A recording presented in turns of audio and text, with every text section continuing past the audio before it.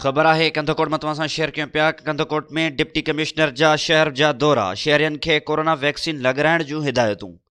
अब्दुल गफूर भलकाणीअ जी report मुताबिक़ कश्मीर मुनवर अली मिठियाणीअ जो corona vaccine लॻाइण बाबति ज़िले जे समूरनि सूबाई ऐं विफ़ाक़ी खातनि जे अमलदारनि, उन सां गॾोगॾु समाजी भलाई वारनि NGOs, शहरियनि, वापारियनि, होटल, मिल, फैक्ट्री, सिरनि जे भठनि मालिकनि खे सख़्त हिदायतूं। बग़ैर वैक्सीन जे माण्हुनि खे का बि सहूलियत फराहम न करण जी हिदायत।